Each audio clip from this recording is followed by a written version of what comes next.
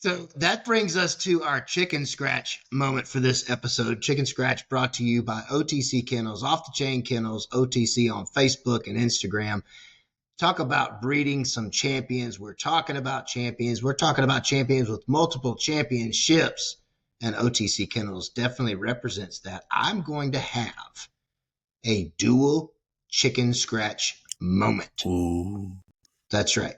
If we had a drummer, he could have done a drum roll. It's that impactful. We talked about... He just showed up late to work. That's all that was. Anyway, we talked about the fact that Grove has come in to Alabama to take over the offensive play calling duties for the Tide.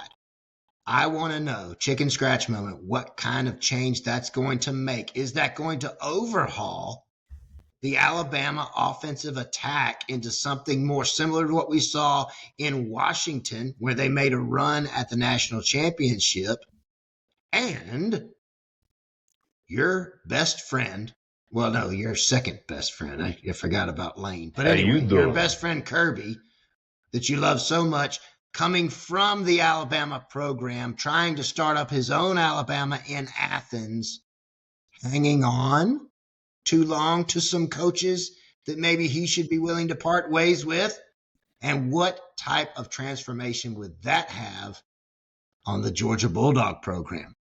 Well, I think I have made this position very clear, especially to the Dawg, but the offensive coordinator situation at Georgia is really embarrassing for a team with that many good players. Like, they just have too many good players. Yeah. To be putting up those kind of offensive outputs.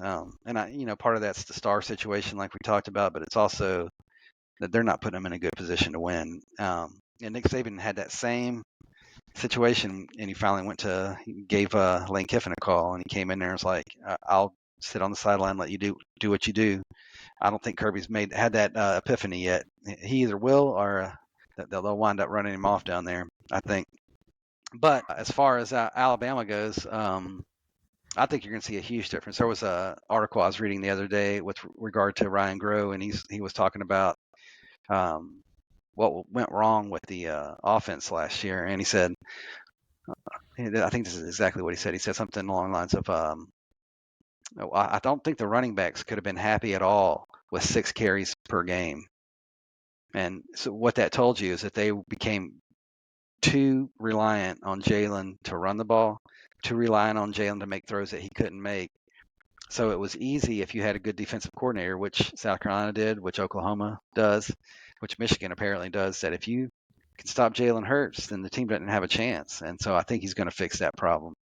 And I think you'll see it this year.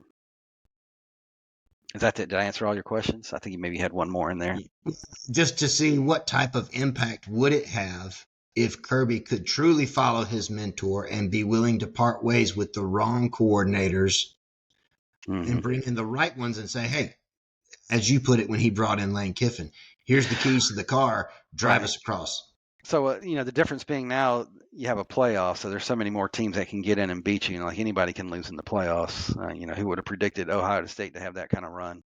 But I think Georgia certainly would be a better team if they turned the keys over to. I think about what's the kid from Baylor. I can't remember the guy's name. The offensive coordinator. His dad was the coach. Anyway, somebody like that going to Georgia. I mean, who knows what they could do? They'd be putting up all kinds of points, even in a conference as tough as the SEC. They just need somebody that's going to evolve with the game, and I don't think they really have yet down there at Georgia. Well, look at who he had prior to bringing Bobo back, which was Todd Monken, back-to-back national champions, right? We had that. Breaks. What's that? No, they caught some breaks, but yeah, we'll give it to them. Yeah, well, but I do think. I mean, look, we can go on and on and on, and I think we could talk more about that on the Georgia recap show about the effects that Mike Bobo had. But I will tell you this about DeBoer. I don't think DeBoer's a bad coach. I don't. But I think it's just too hard to follow the GOAT, and I think that's what.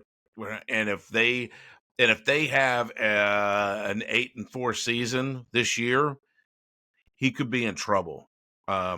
And I think that's honestly, I think that's why Lane Kiffin didn't take that job. I think Lane Kiffin was smart enough. I don't know if it was offered to him or not, It wasn't. But even if it was, I don't think he would have took that job because I think he's smart enough.